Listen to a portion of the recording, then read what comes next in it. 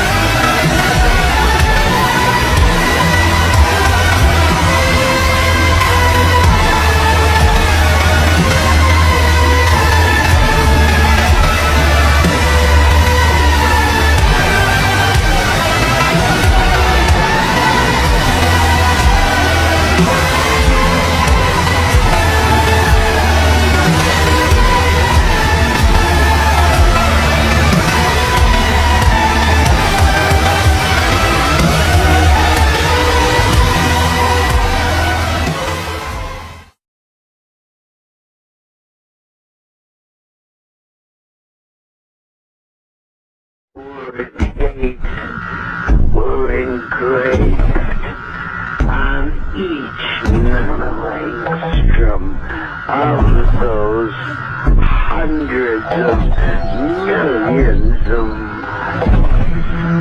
It would not equal 1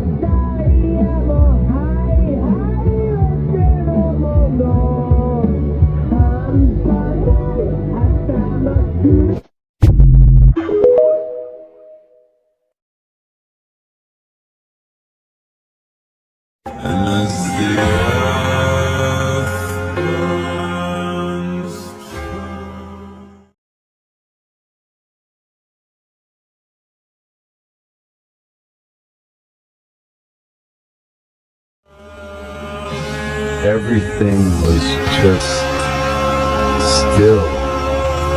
1,400 people had disappeared into thin air.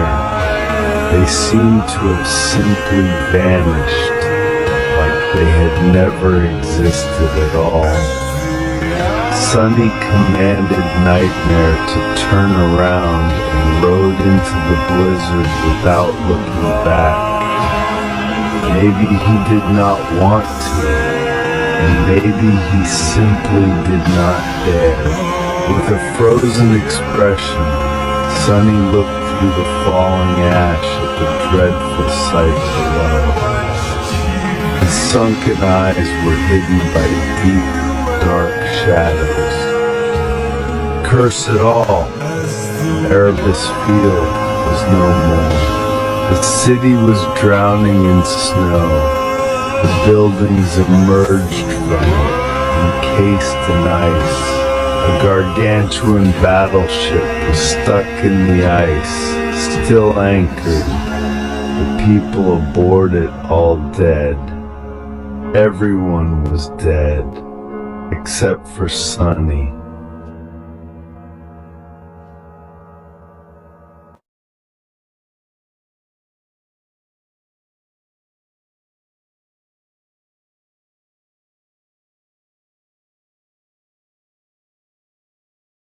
It was all a gamble.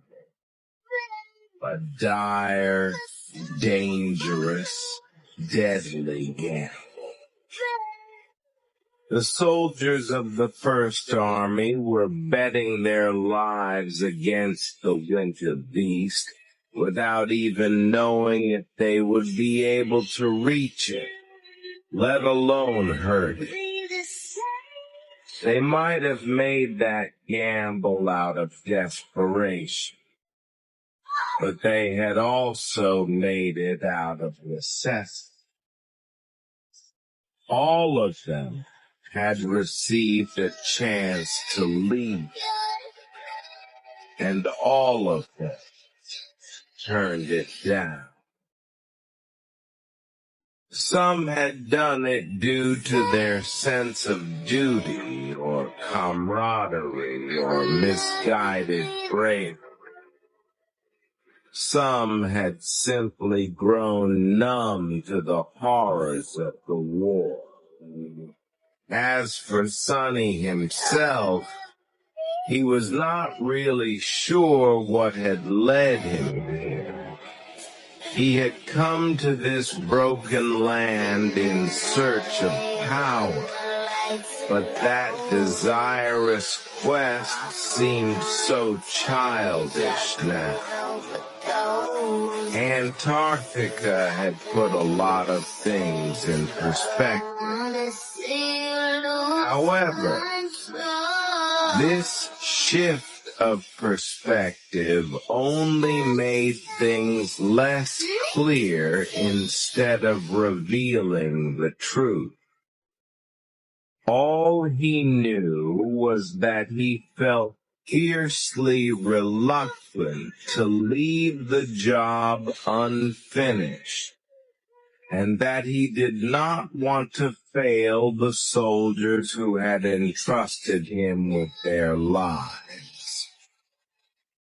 Sonny had never wanted to be in charge of anyone, but now that he was, their hopes and desires weighed on him like chains. Strangely, though, he did not want to refuse that burden. He felt quite protective. Maybe that was what Master Jet had meant when she said that no one was free in this world. Regardless of the reason, Sonny felt a frantic hope burning in his chest as he marched into the blizzard. Come on, come on. We can do it.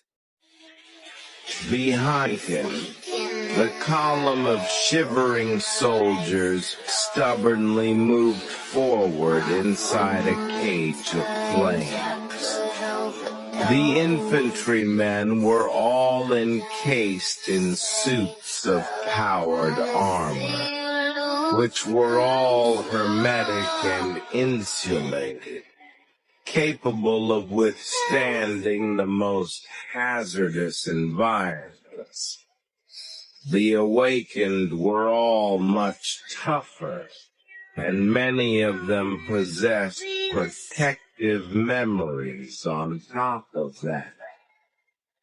And yet, they were all suffering from the terrifying cold. It was just too insidious, finding a way to pass through all forms of defense. Even Sonny felt miserable because of the snowstorm. Much worse, the cold was getting worse and worse the deeper into the blizzard they walked. They had to find the true body of the winter beast soon.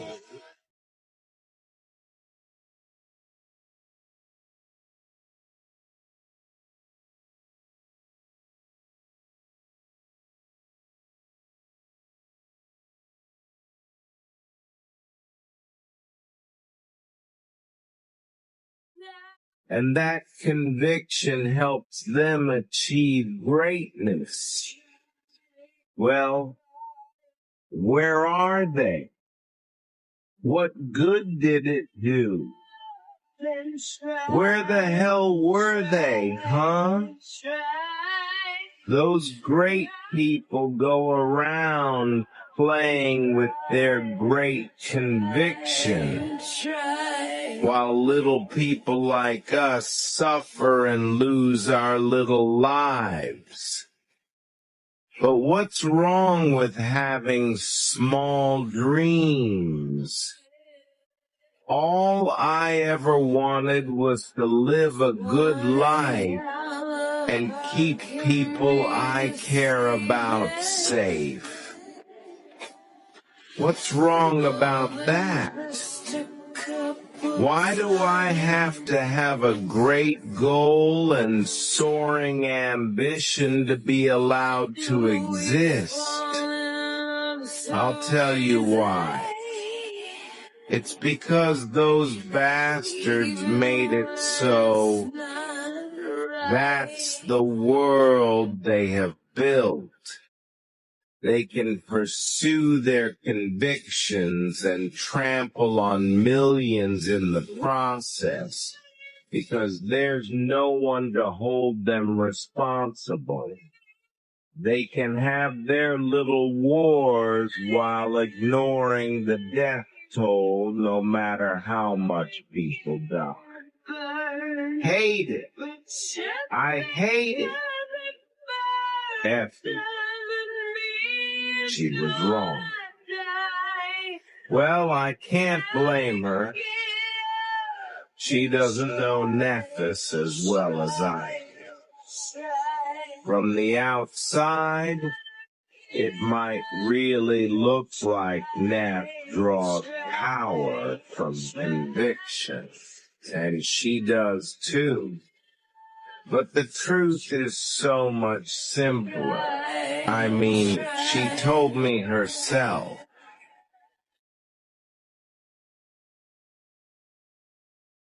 I did find some.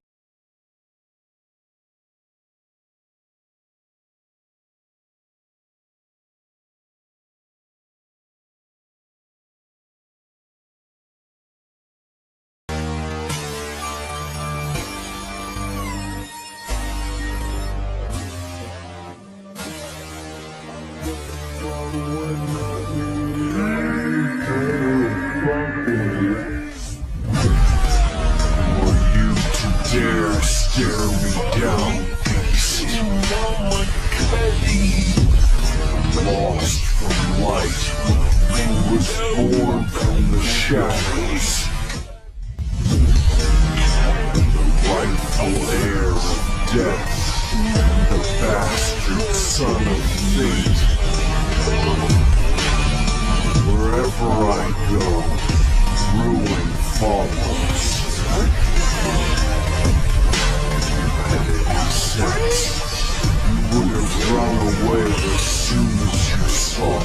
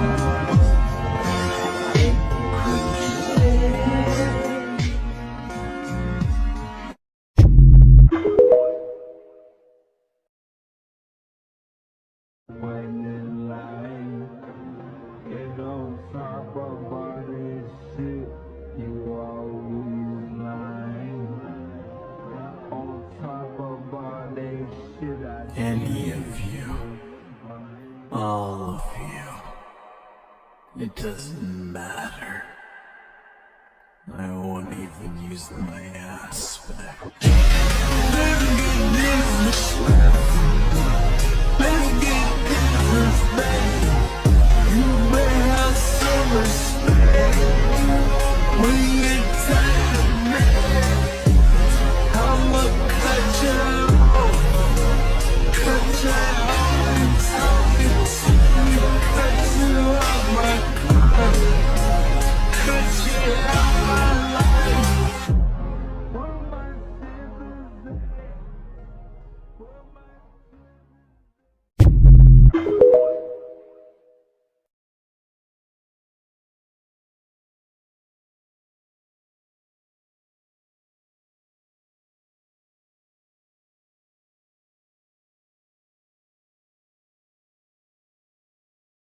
Sonny cooked another omelet, brewed some coffee, and delivered both to the gallant healer.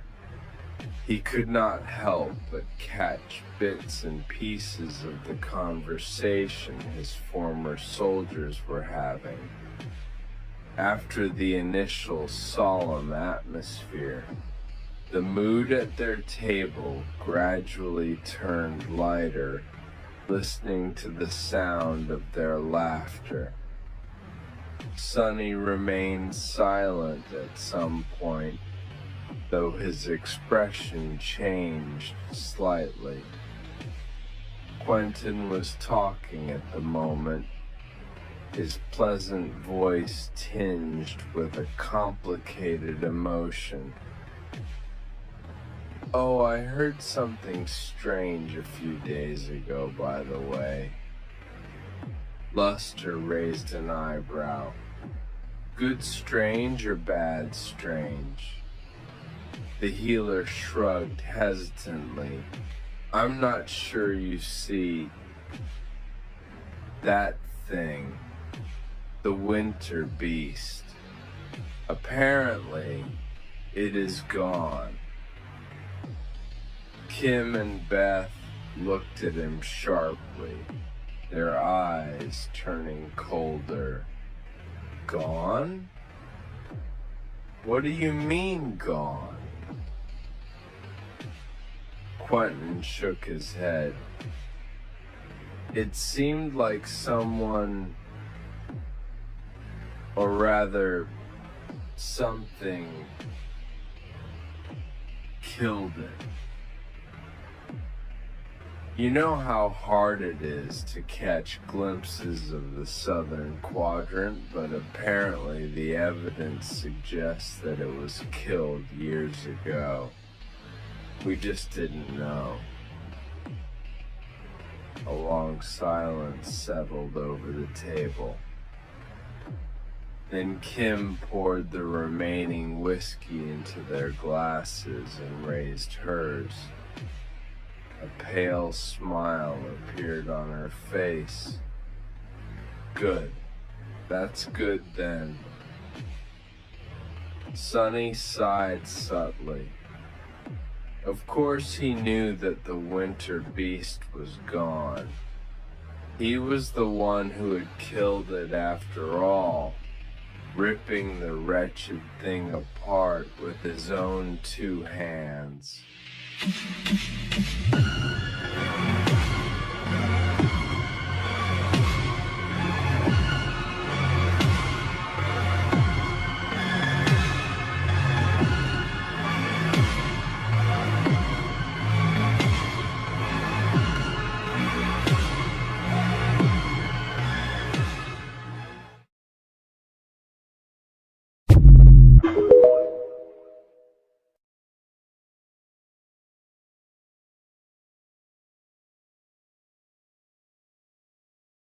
God will not save you.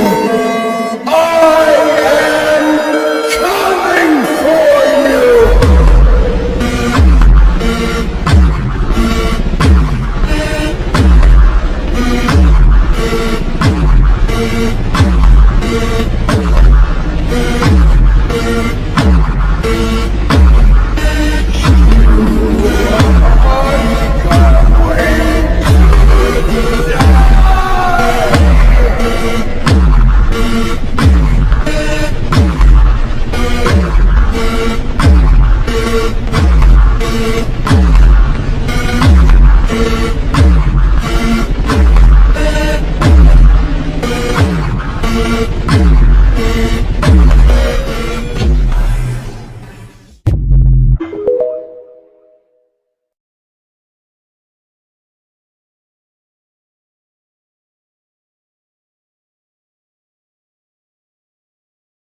In front of him, at some distance, the corpse of the winter beast was slowly crumbling. The azure flowers were gone. The pale ice was shattering, unable to withstand its own weight anymore, and melting. The desiccated corpses of the nightmare creatures that had been encased in it caught flame and were scattered by the wind. Soon, it was all over. Full of an indescribable feeling, Sonny slowly approached the place where the winter beast had died. His enemy was gone, and all that remained was a scattering of shimmering soul shards, the fragmented remains of his frozen shell, and a barrow of pale ice. There was no sign of the vague silhouette that he had bitten in half anywhere in sight. It must have turned to ash like the rest of the corpses fused with the abomination. The remaining ice, what had been the innermost core of the Titan's body once, was not melting, but neither was it radiating a sense of fatal cold. That cold was there still, but now it seemed to be contained within the ice, instead of spreading outward like a curse. In the flaming darkness of the obsidian lake, the mystical ice looked almost like frosty metal. Sonny hesitated for a few moments, then sighed, coughed violently, and summoned the covetous cougher. He placed everything inside, the soul shards, the fragments of frozen shadows, and the pieces of pale ice. It's over. The winter beast was dead. He had settled the score and avenged himself. He had avenged everyone else as well. His business in Antarctica was finished.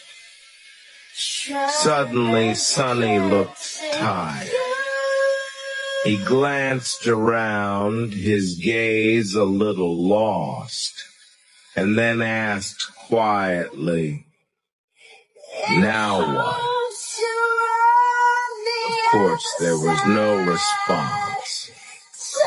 There was no one to respond either. In the silence of the obsidian lake, Sonny rubbed his face tiredly and closed his eyes. I'm tired of this place. Not the depths of Mount Erebus. Not the ruins of the Erebus field. And not even the Antarctic Center. Sonny felt tired of this world. Nothing was holding him back here anymore. And so, he decided to leave.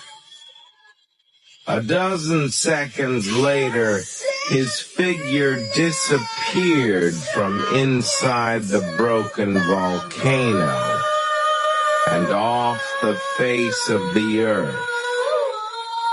He would not return to the waking world for 3 long, lonesome years.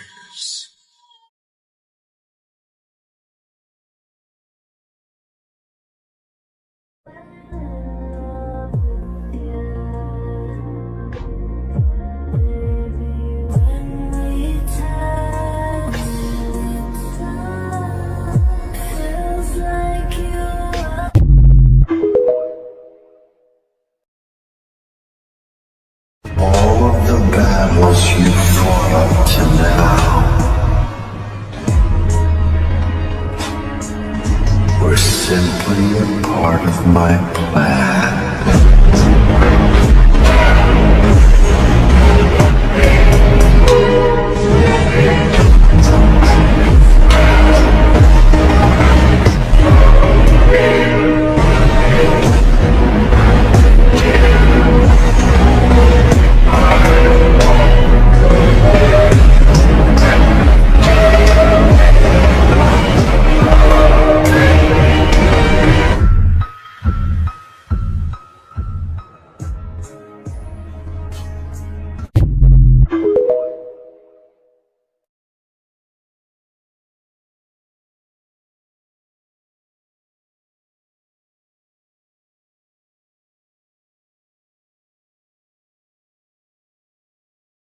Me?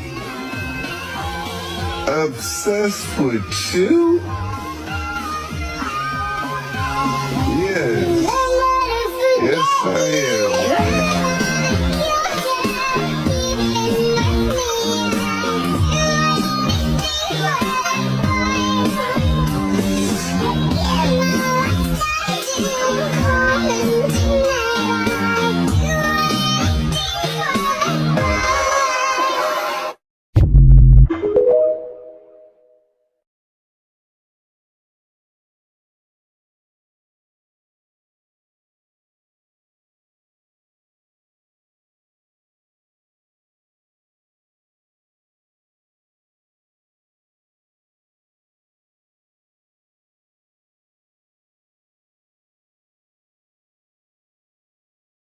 The world quaked, and then rain was suddenly enveloped by absolute darkness.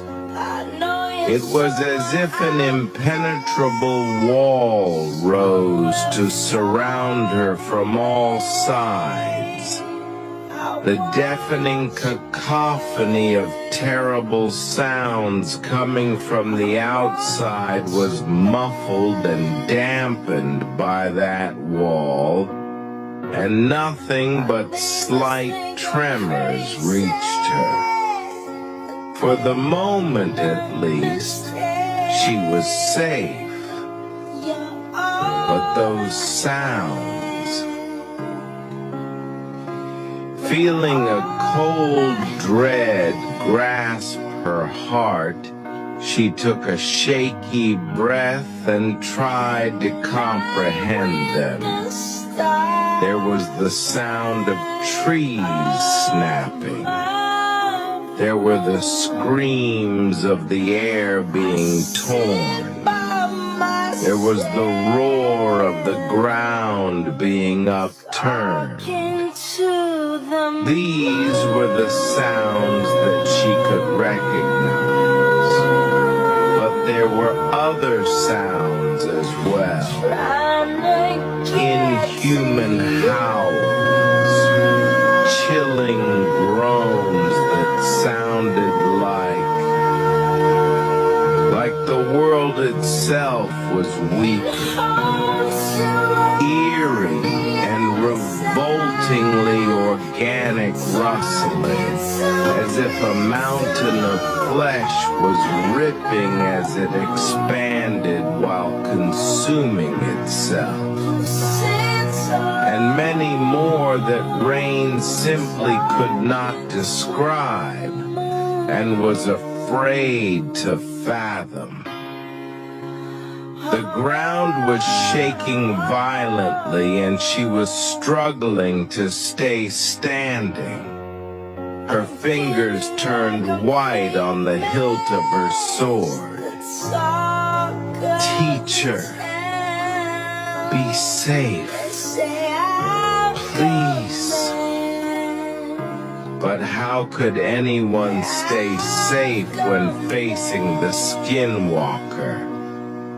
Countless people had fallen to its menace and were consumed, becoming vessels of the abomination's corruption.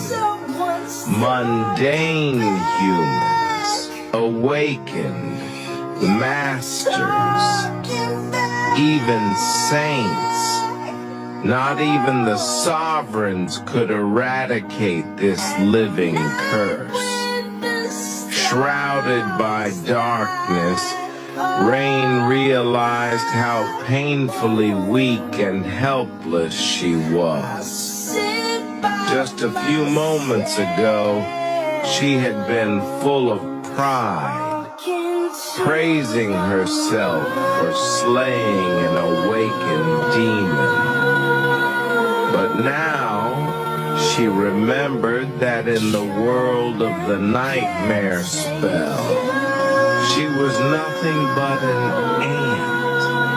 an ant who couldn't even do anything when her teacher was fighting to protect her. Strong want to be strong.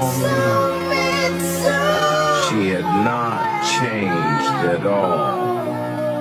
She was still the same girl who had been powerless to protect herself, let alone anyone else, when the tide of nightmare creatures descended on her school.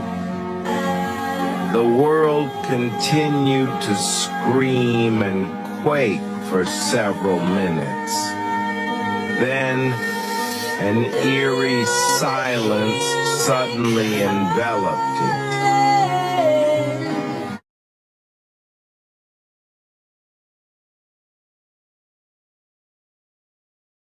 The tremors stopped, and the terrible sounds ceased. Rain remained motionless, keeping her eyes closed. She didn't dare to think about how the battle had ended.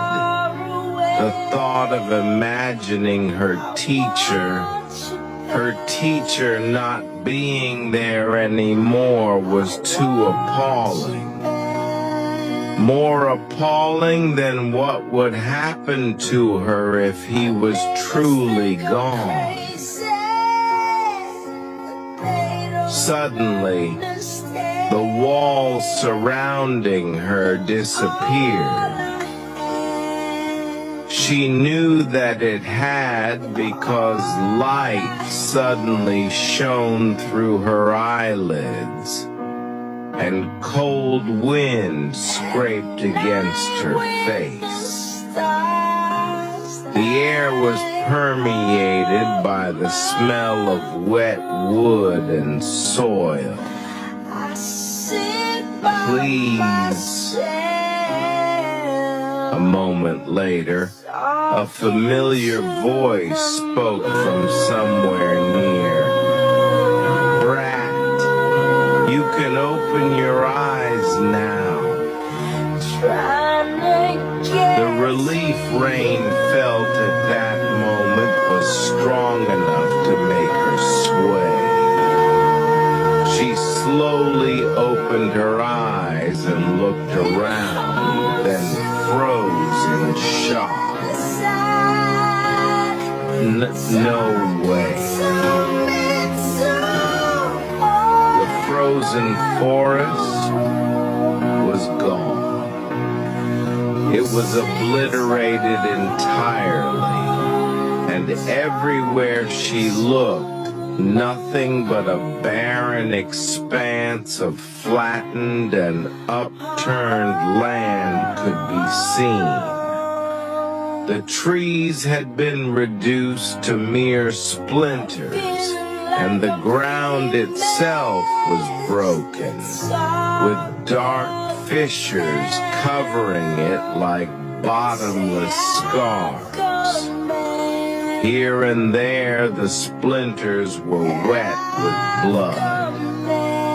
Buried under them, broken corpses of the unfortunate nightmare creatures who had populated the forest lay, their macabre sight mercifully hidden by the debris. That scene of devastation stretched as far as the eye could see. The entire landscape had been drastically changed in a matter of minutes, redrawn by the fury of the harrowing battle.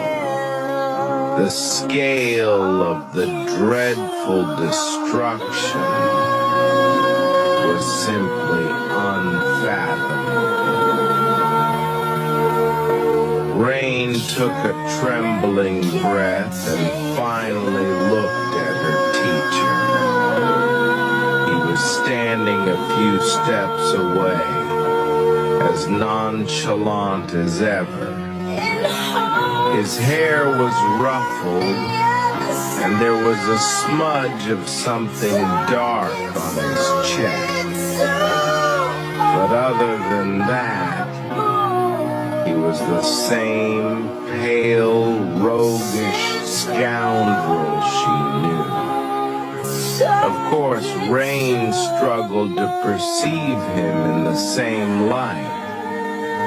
She had known that her teacher was a powerful being, of course, but this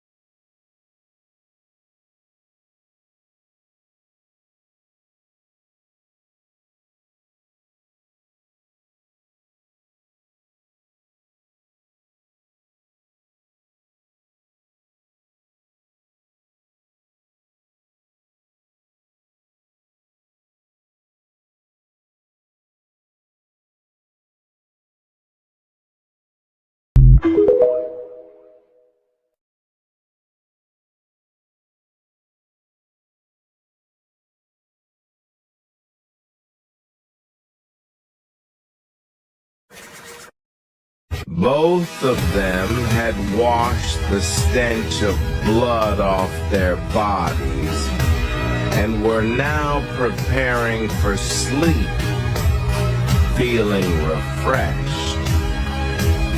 Before that, however, they were going to finally satiate the gnawing hunger. In that moment, the lethally dangerous trip into the carcass of the black turtle they had undertaken seemed well worth it. Finally done, Nephis placed a generous chunk of meat on a plate and handed it to Sunny. In the last moment, though, she suddenly retracted her hand and hesitated. Can you wait a moment?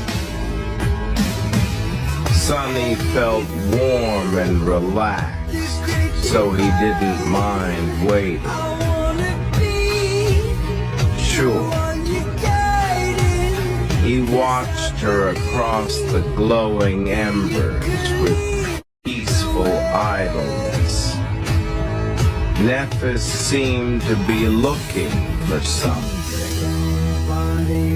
A few moments later, she found a splinter of the synthetic fire brick they had used to light the fire and thrust it into the meat.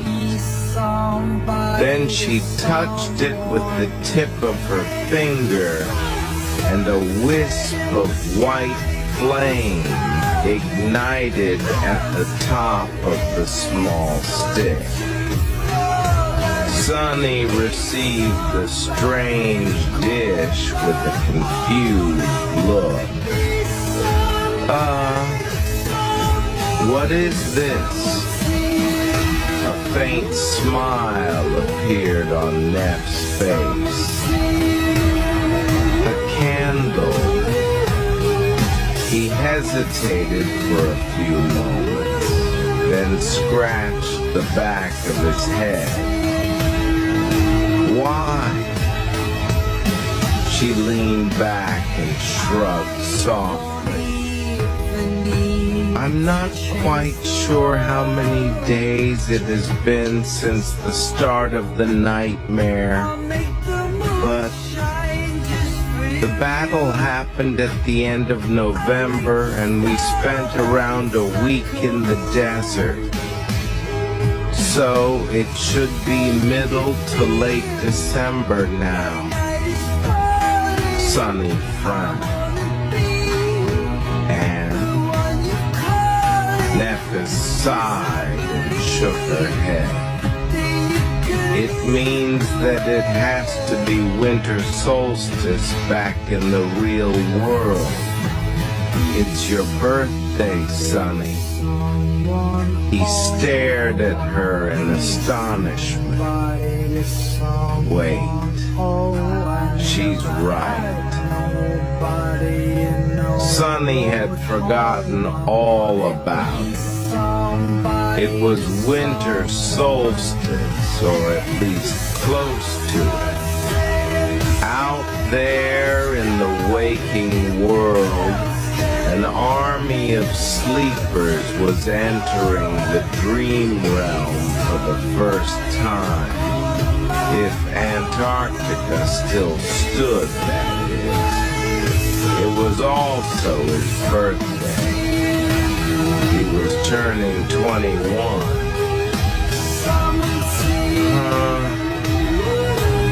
He tilted his head a little. 21.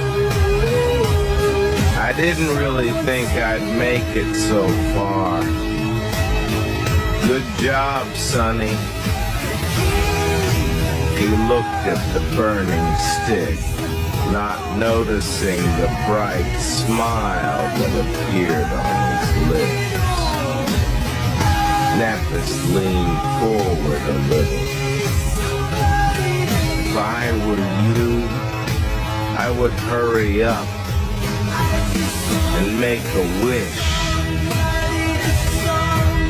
Wish, wish, wish. Hidden by shadows, Sunny's smile grew brittle and strained.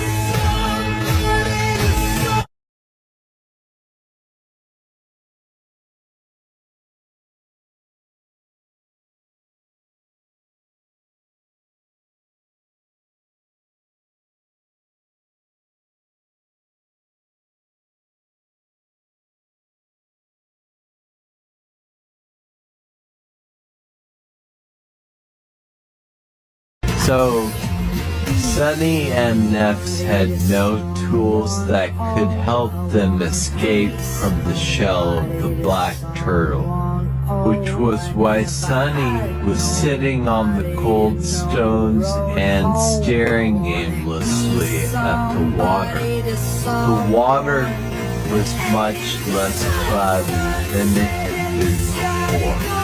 The vivid red color had receded, turning pale pink. The black turtle only had so much blood, after all, and by now, most of it had dissolved in the endless current of the great river.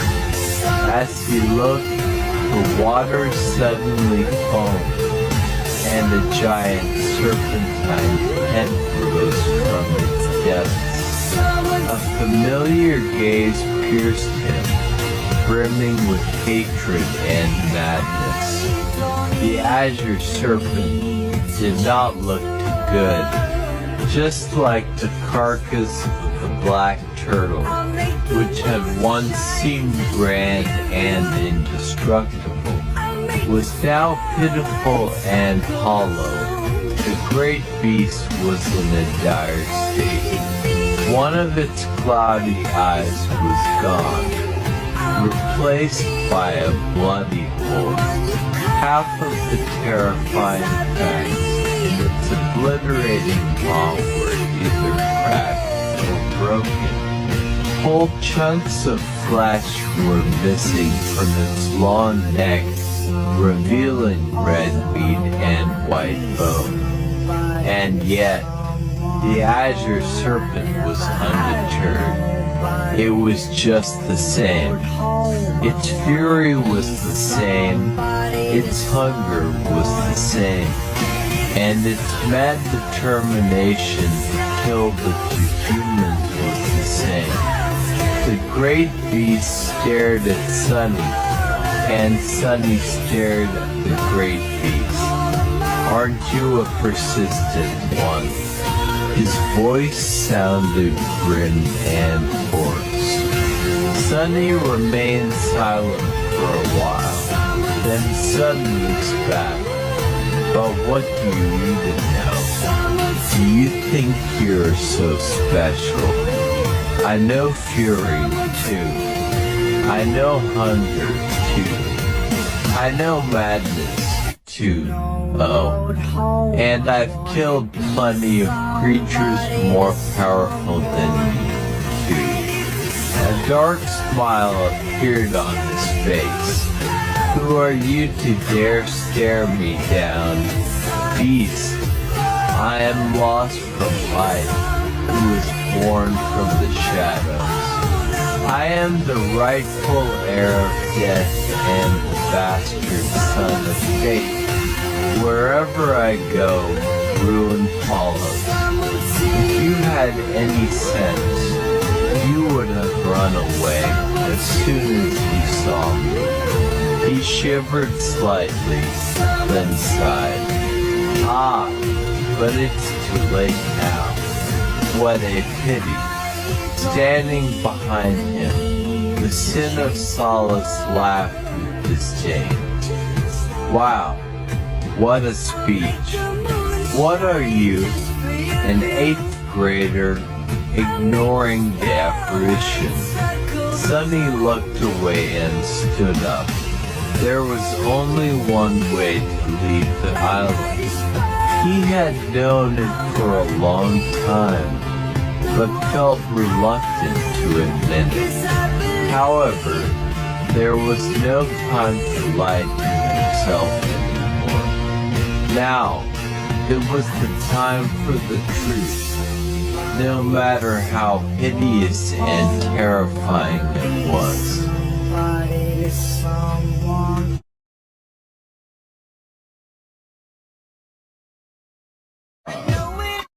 But in front of a defiled saint, and one as immensely powerful as the Dread Lord, it had proved to be insufficient.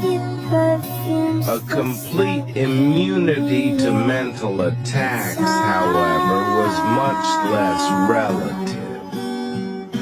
In fact, it was closer to being absolute. As fate would have it, Sonny possessed a memory that could grant them just that, albeit at a cost. Unable to move, he used the shroud of dust to send Kai a mental message. Kai, listen to me carefully. His friend did not move. He was unable to, but his response arrived shortly. I'm listening. Sonny took a deep breath. When I start moving, think of me as an enemy. Don't get close. It will be dangerous. With that, he sent his essence into the crown of twilight. King's resentment enchantment description. This memory grants the wearer complete immunity to mind attacks, but plagues them with irresistible wrath instead. The next moment, Sonny felt the invisible shackles holding him in place, shattering. And at the same time, he felt a fury so vast that it couldn't be described with words, shattering his mind. His thoughts were incinerated by the terrible, mad, boundless ire.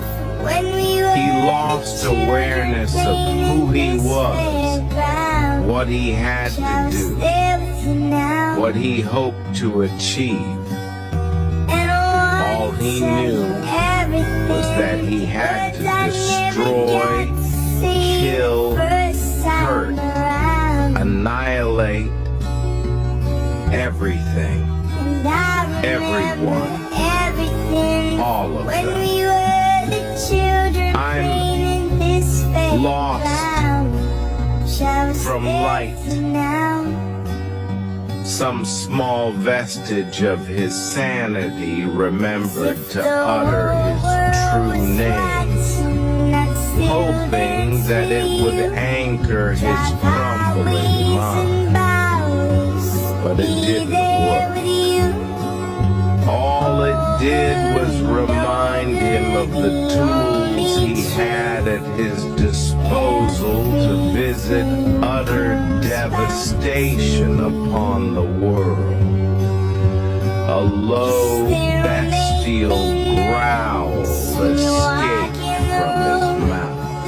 And then a wicked smile appeared on his lips. The crown of twilight had another gift to give him.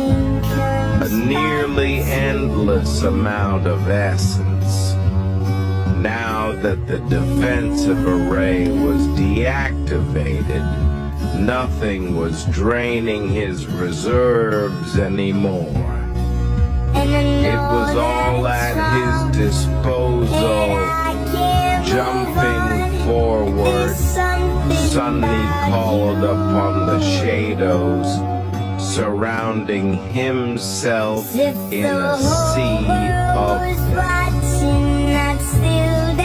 Then, a giant serpent with black scales, clad in a fearsome onyx armor, emerged from the sea of shadows, murderous wrath burning in his mad eyes, slithering across the ruined floor of Daron's palace with stunning speed. The monstrous serpent created in his image lunged at the towering dragon and coiled himself around the winged horror's mighty body. Without wasting a single moment, Sonny opened his terrifying maw and tried to sink his fangs into the Dreadlord's neck. But in front of a defiant Manga. Devil of Antarctica. Master Sunless. Rightful heir Death. Captain Sunless. Major Sunless. Lost from life. Lost from existence.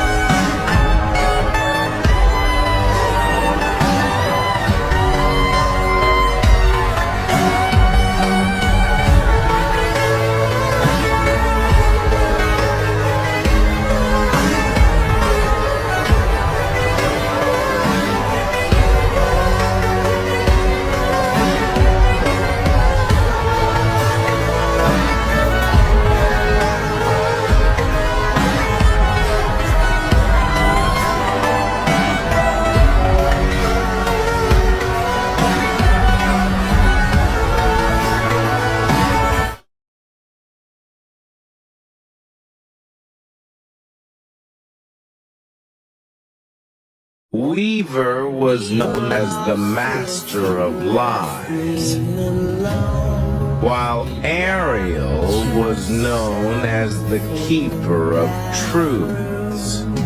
The two were not close and rarely met, which was why Ariel was surprised to find Weaver staring at his pyramid one day.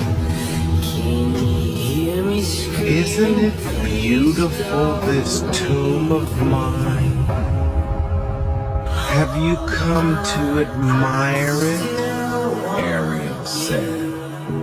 After a moment of silence, Weaver responded, I have not known that you built a tomb, nor have I ever seen it.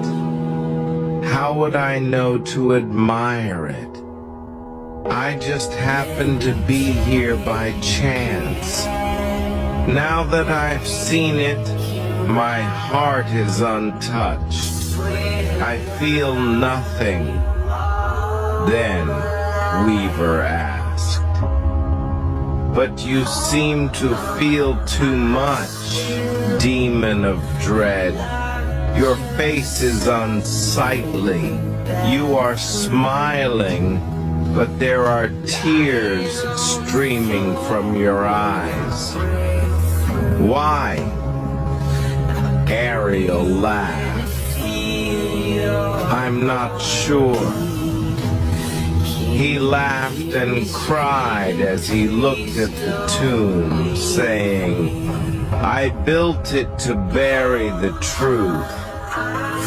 Truth is the most hideous thing in the world, Weaver, and knowing it is a cruel torment.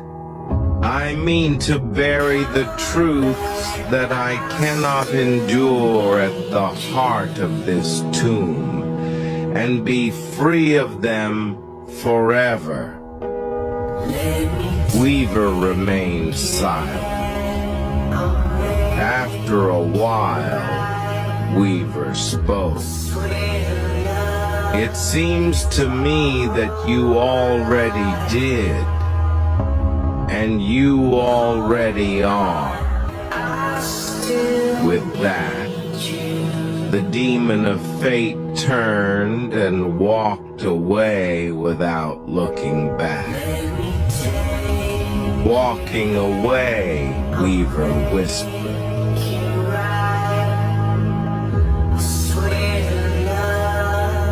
You wanted to be free of the truth, so you didn't deserve it.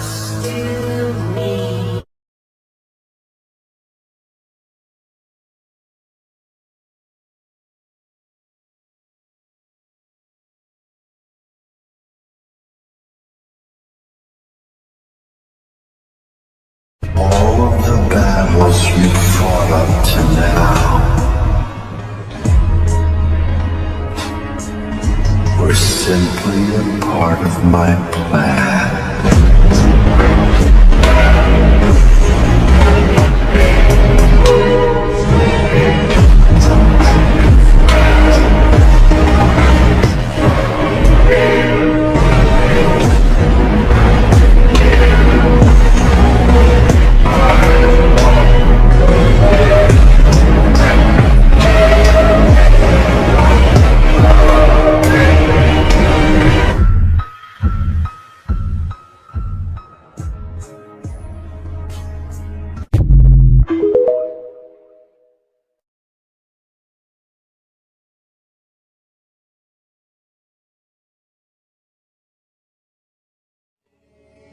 A dream.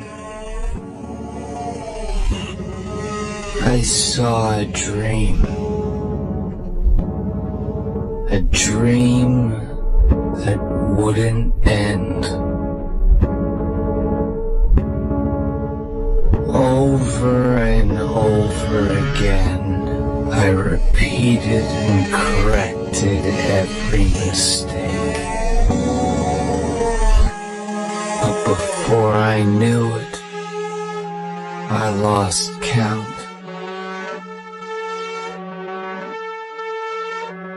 I died over 100 million times. And yet there was still a place I wanted to reach. A wish I wanted to protect. No matter what, I had to save everyone. And that's why I took her hand.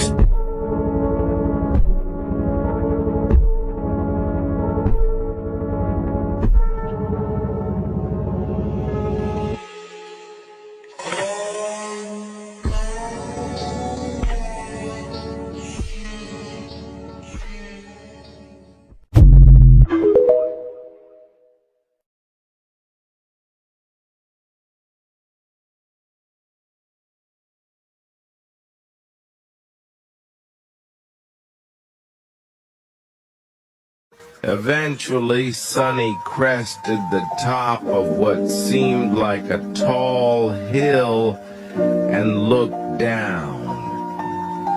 He froze, shaken by what he saw. His eyes widened, full of shock and fear. No, how can this be?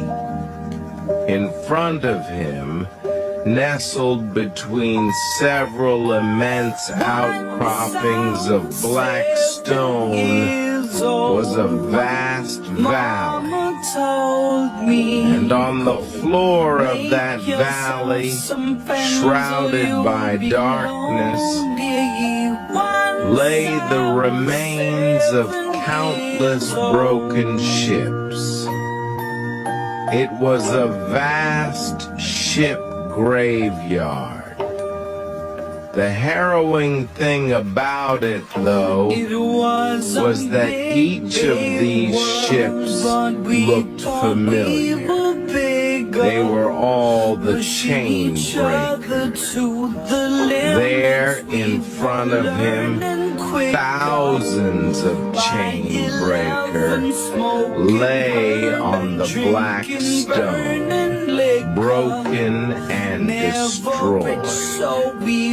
Although each was destroyed in a unique manner, shattered by a terrible impact, most of them were exactly the same. Some were a little different, seemingly modified before turning into a forlorn wreck.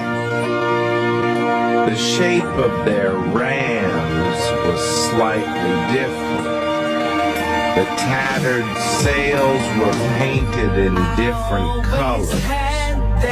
The trees growing around the central mast of these ships were dead and twisted, devoid of all life.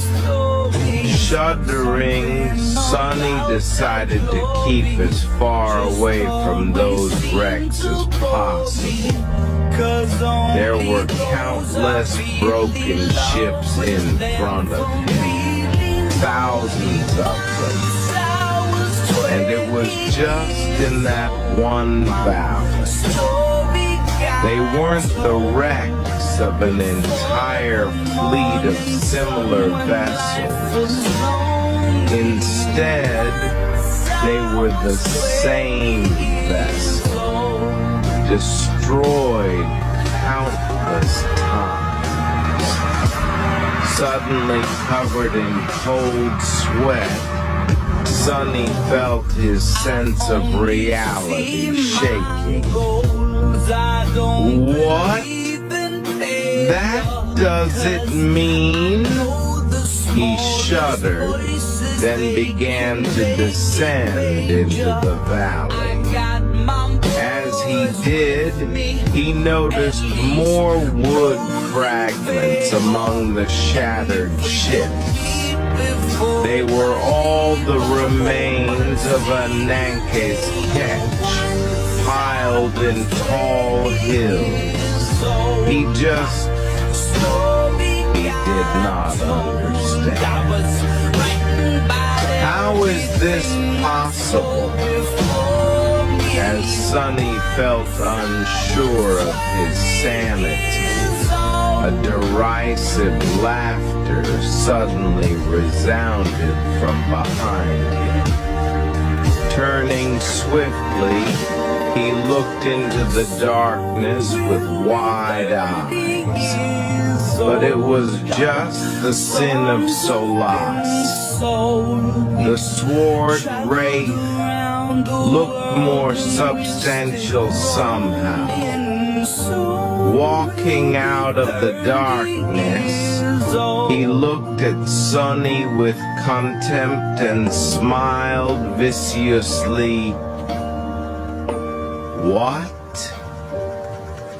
Did you think that you were the first one to make it this far? Did you think that this is the first time you betrayed your cohort and decided to seek freedom in the estuary instead? The apparition scoffed and looked at the ship graveyard, his dark eyes burning with strange glee. Fool! There were countless versions of you that had come this far. Betrayal after betrayal. repeated endlessly in countless cycles. Truly, your treachery knows no bounds. Once or twice a month. Soon I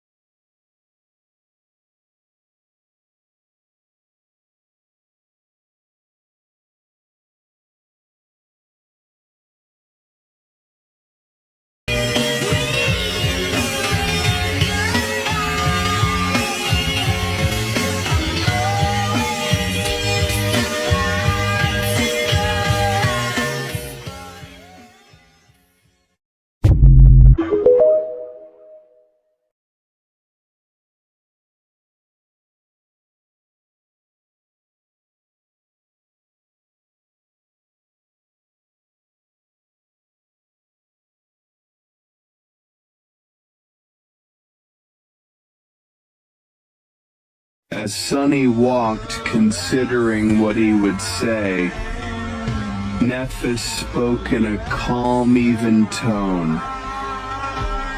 Stop. He took a couple more steps and froze, stunned. First, because she had broken her promise once again and given him an order.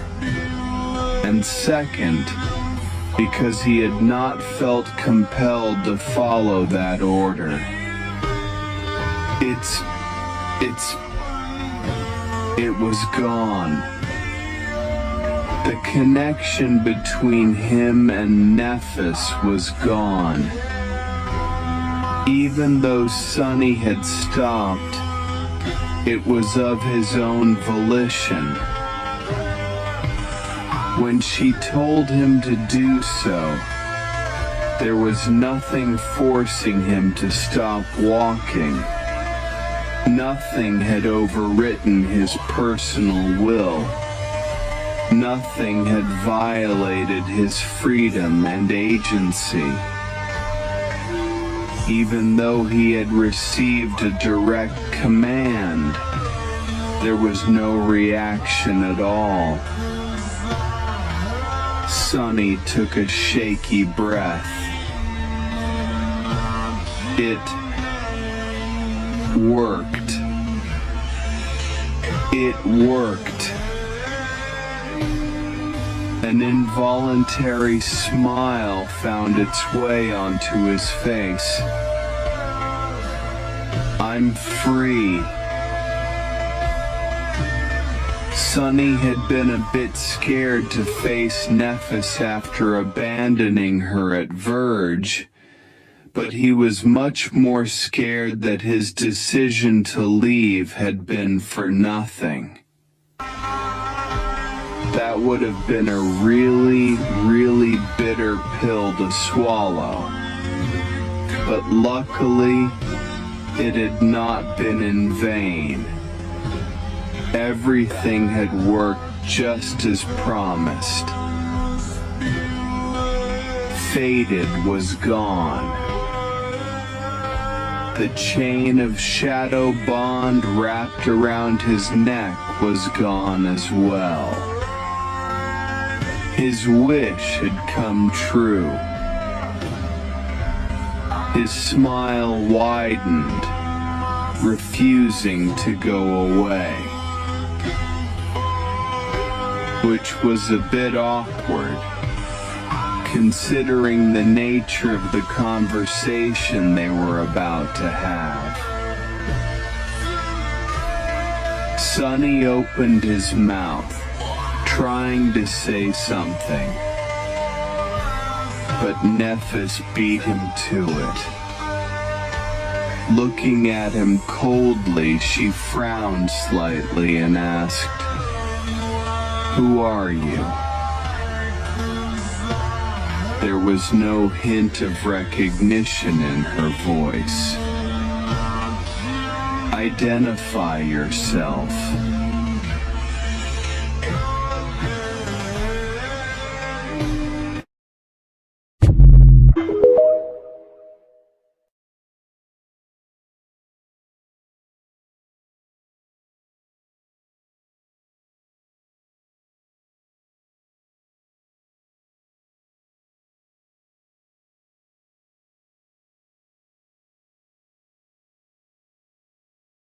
Shadow Bond had not disappeared. It was just that Sunny did not have a true name anymore, and therefore its condition could not be fulfilled. The bond formed between him and Nephis was broken, and no one else was going to be able to enslave him ever again. Because a faithless being could not earn a true name, Sunny was truly and utterly free. But at what cost? The memories of his existence had been erased from the world. Be careful of what you wish, for. Sunny fell to the ground and looked up at the gray sky drowning in the flood of rustling swords. After a while, a terrible smile split his face like a jagged chasm. Taking a shallow breath, he laughed bitterly and whispered, "I'm free."